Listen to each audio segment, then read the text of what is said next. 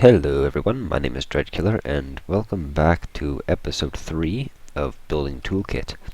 Now I'm going to take a little bit of a break from the custom trees which we did last time, and today I'm going to work a little bit on explaining some tips on making custom terrain. Terrain is something that there is millions of different ways to make. This is going to be a multiple parts in this series. So each video that I do for custom terrain, I'm going to do a different style of custom terrain and show you basically how to do it. Most terrain is freeform, so you just experiment until you get the look you want. So let's begin. The first type of terrain I'm going to show you is kind of the equivalent of looking like vanilla terrain, only you get to define the shape. Now a lot of people think you just like randomly build out and you try to actually make something look good. There's an easier way to do it. If you like lay out a grid with about 5 blocks in between, I use personally. So I'm just going to lay out a grid here. Is that correct? No, I messed that up. So I'm going to basically lay out a small grid here, and then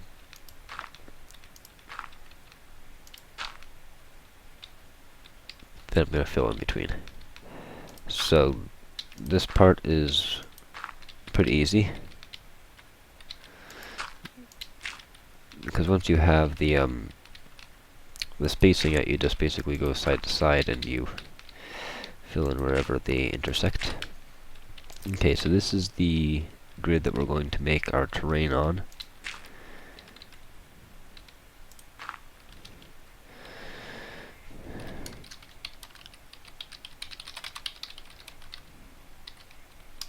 I am on the Cube Crowd Build Team server, so just a moment.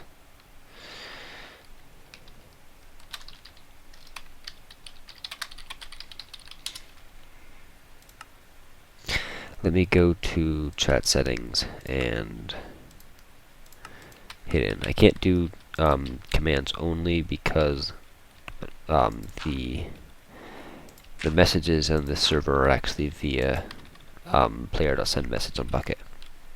Anyways, so this right here is a 5x5 grid of kind of like points, and what I'm going to do is basically elevate these points to randomized height values. Not necessarily randomized, but make sure that they actually have some shape to them. You gotta kind of plan that out a little bit.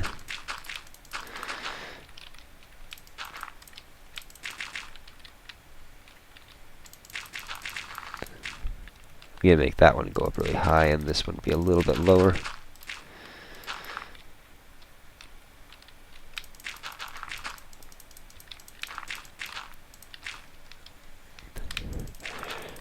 So if you haven't been able to guess right now, what we're doing is we're laying out the basic shape of the terrain without having to actually build all of it at this point. And this is going to make the job a lot easier in the long run. Once we get all of these points down, then I'll explain the next step. Now we're working on the inside.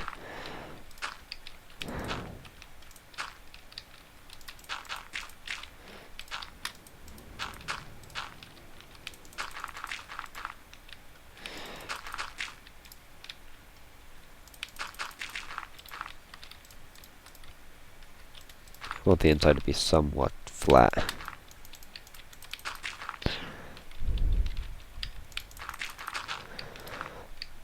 Okay, so what we're going to do now is we're going to basically draw lines from each of these points to the points next to them. So for example, from this line to this line, we're going to draw it with stone.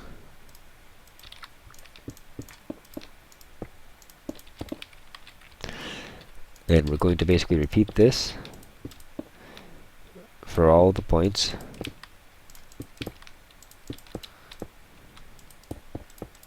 that I'm failing at clicking today, apparently. Then there's multiple ways to make the line to another point, so you can just lay them out however you want, but these basically going from one elevation to another. So I'm going to finish up this part and then I'll be back with you.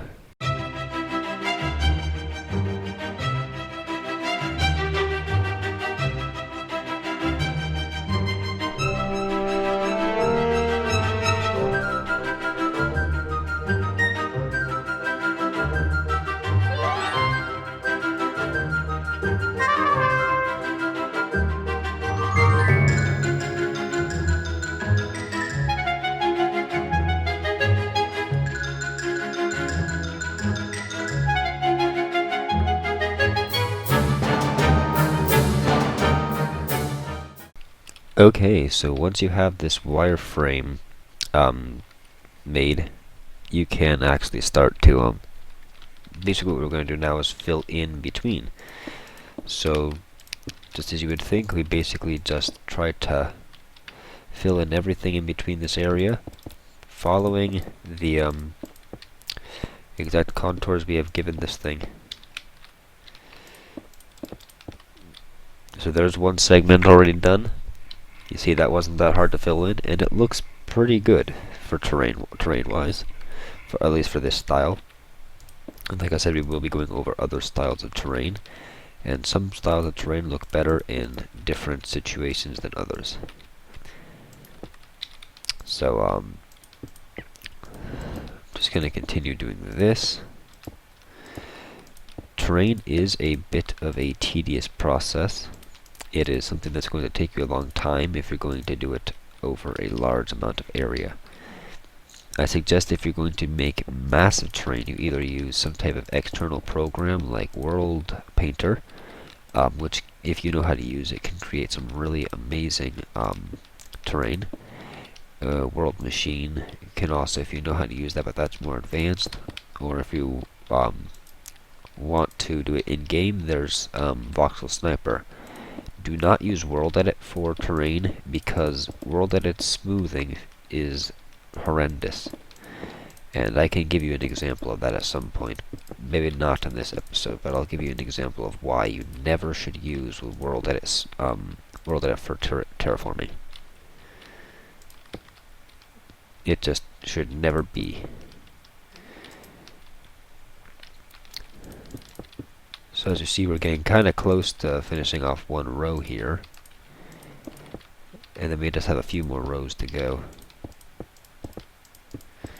But yeah, I'm basically just making some slight curves, and I'm making it up as I go, but generally as long as it follows the shape of this, it's going to end up looking good. You can overlap, sometimes like right here, I overlapped one block. It'll create this. That is completely fine. Place a block there. Some sections will be easier than others. This one seems to be relatively flat, so the steeper they are, the harder they will be to actually terraform. But typically they'll look better if it's a little bit steeper. So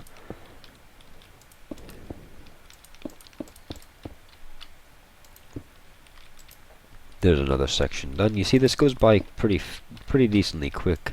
Now this is a small area for terraforming, but I've already terraformed this area because these pillars help a lot. You don't have to experiment when placing the blocks to actually see if they look good. You'll pretty much know that they'll look good as long as you go in between the pillars, which you've already defined as being your shape.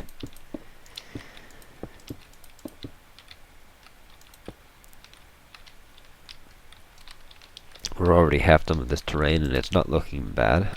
Ignore the dirt because we're going to cover it up anyways, so you're not going to see it.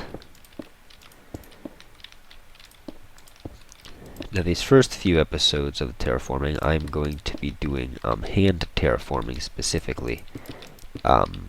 Later on we will get into using tools to do it for us.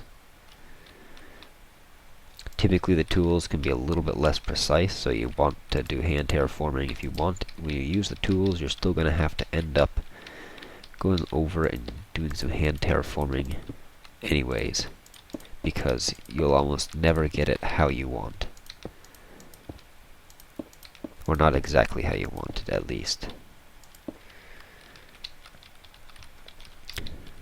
With hand terraforming, you have to do that a lot less because you're already doing that.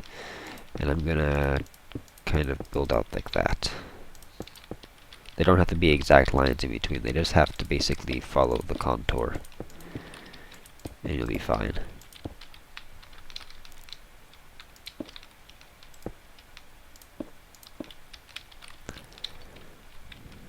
I kind of skipped ahead and started doing a different segment, which isn't bad, but I probably shouldn't have.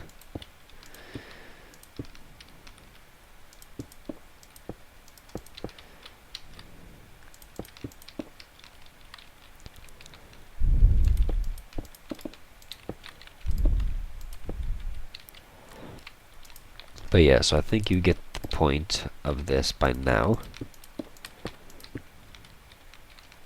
There's not much left to do, so I'm probably just going to cut the video here and be back with you in a moment.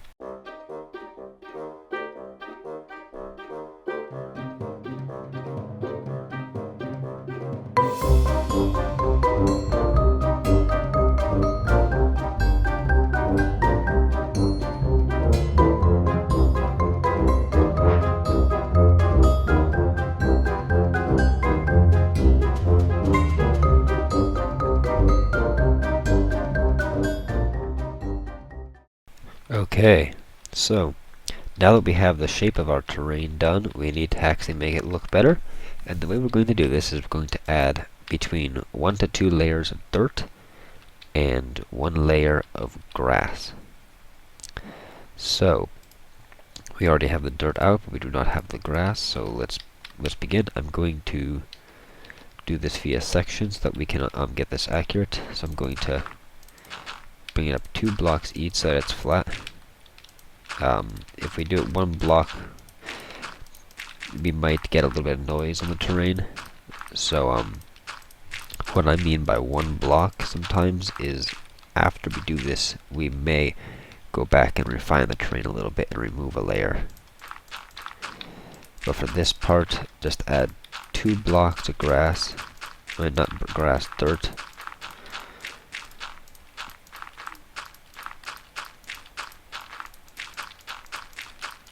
If you have World Edit, you can use the overlay brush and just overlay 2 layers of dirt over this entire thing. Otherwise, you're going to just have to place these blocks by hand. I'm personally going to use the overlay brush to speed this up since this is a video. Let me just finish this part there. Okay, now I need to get the and I need to unhide chat because I need to actually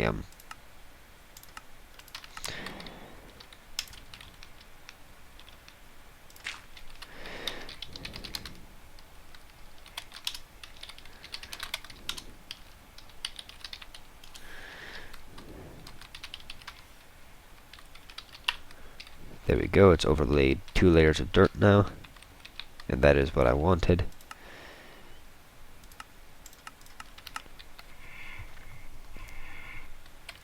So you see in some locations where it's steeper, you're going to see the stone exposed. That is good. Unfortunately, I didn't make the terrain steep enough to make it show on everywhere. So what we can do is we can go in and add some stone there to make it look a little bit better. We don't want it to be pure dirt. We want there to be some stone here so that it knows that it's like a hill. And this is another case in which we're making it only 1 unit thick. In fact, some people just do 1 layer of dirt and then 1 layer of grass on top of it. In fact, I'm kind of being stupid right now, considering the fact that this layer of dirt is actually going to be overlaid by a layer of grass, so all this stone's going to be covered up.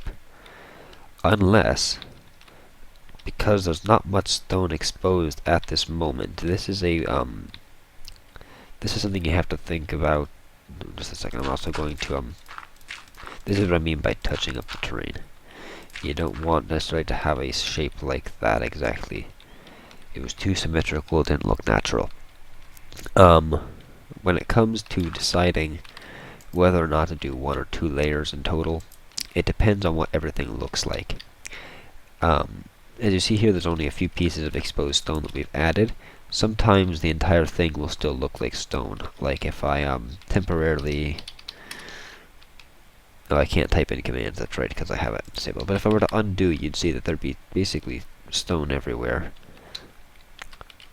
Depending on how steep your terrain is, you will want 1, 2, or 3 layers of dirt to get the right percentage of stone to dirt exposed. In this specific case, however, we are fine to go along and actually replace all this dirt on the top with the grass directly. And let me just make sure my sound is not too high. It sounds a little bit loud for me for some reason.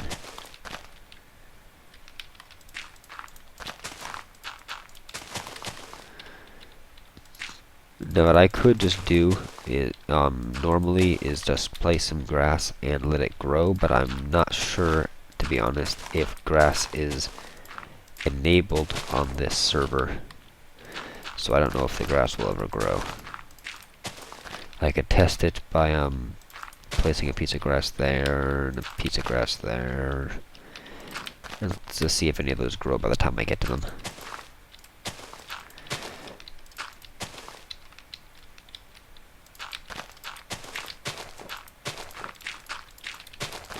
Now this is the part that most people don't like, is if there's stone exposed right underneath the grass. Sometimes doesn't look right. I think it looks okay if it's sparingly, if it's not all over the place.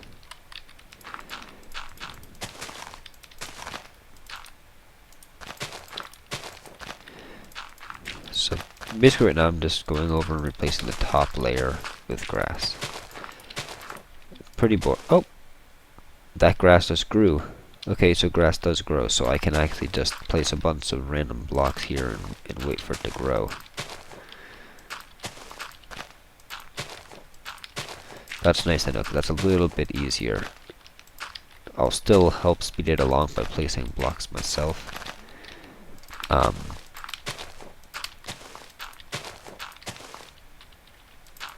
And I'm placing these pretty commonly because I want to spread fast.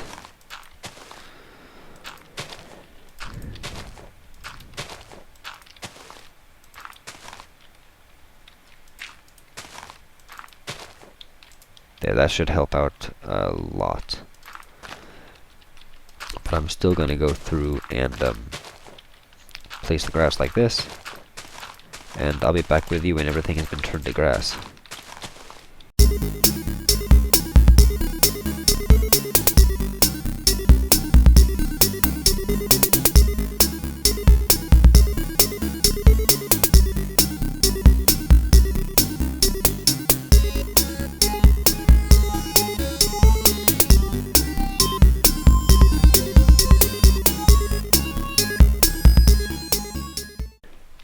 Okay, so this is the end result we ended up with. It looks pretty decent. If you were to have just worked on terrain like this and tried to figure out something that looked good while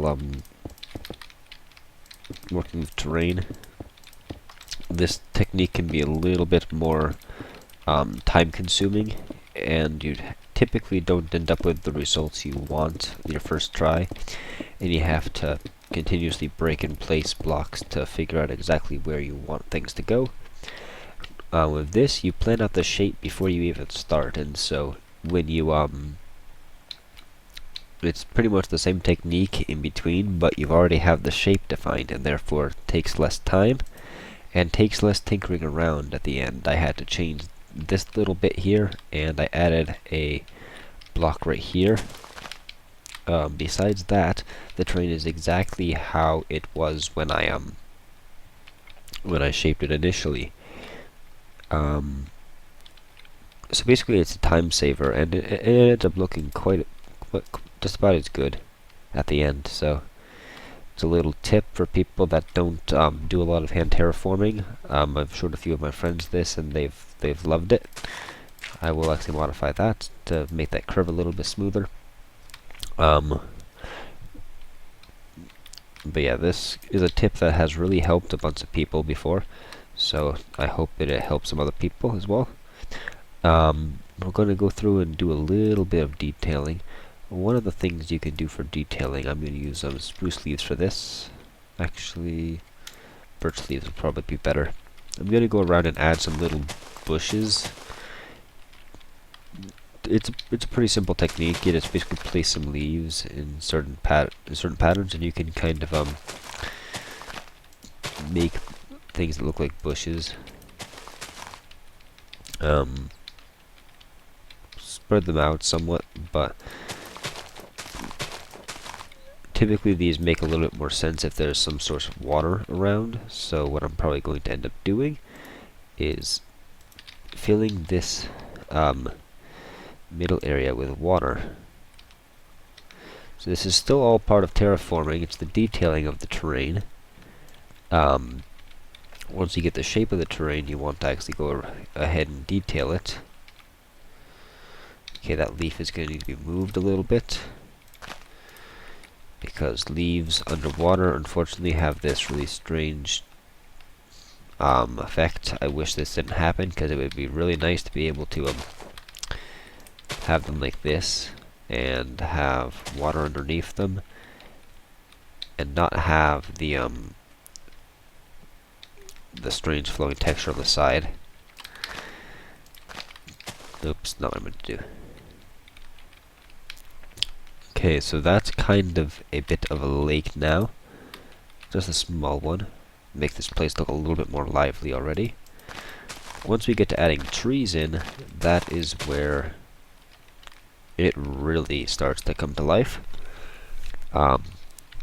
First thing we're going to do is, now that we've done adding bushes, or we've added a few bushes, not necessarily done with it, but now that we've added a few bushes, we're going to go around and manually place grass. I manually place it because bone meal is way too dense. Bone meal likes to spam it everywhere, like extremely dense, every block. I like to be a little bit more sporadic with it, because otherwise it looks too noisy. Other people will typically tell you that it does not look good when you use bone meal. A lot of the builders shy away from it because it doesn't add to the build at all. In fact, it just makes it look like like when I talked about in my my first building lessons video, not building toolkit, but building lessons video, I was talking about my 10 factors of building. And one of the things I said was detailing for the sake of detailing is not good. Every detail should actually complement the rest of the details in the build. And so if you're going to just put detail in for the sake of making the place more detailed, it doesn't work. Now some people are really, really good at making terrain very detailed without making it look like it's detailed for the sake of being detailed and nothing else. One of the things you can also add to terrain, which if used correctly can look pretty nice, and I'm trying to find it, would be pumpkins. Pumpkins can typically work pretty well to add, as long as you actually face them in the right direction. Wait, is this pumpkin not... Okay, maybe not as much in this texture pack. I'll admit that in this texture pack, which I believe I'm using Conquest. Yes, I'm using Conquests. Jack-o'-lanterns, pumpkins don't look quite as good. In some other texture packs, like default, they look quite nice. There's a lot more you can do. A tip I have seen some people do is they've used stone buttons and they've placed them on the ground, and it looks like a little tiny pebble on the ground, and it's a innocently small detail, that kind of brings a little bit more feel to your environment. Placing it near terrain that has rocks would make a little bit more sense, but that's not required, as in the real world you would find kind of stones scattered all over the place. Sometimes it doesn't make a ton of sense, but you see, just by adding a few stones, there's already a little bit more pop to this environment. This terrain looks a little bit better than it did when it was just the grass.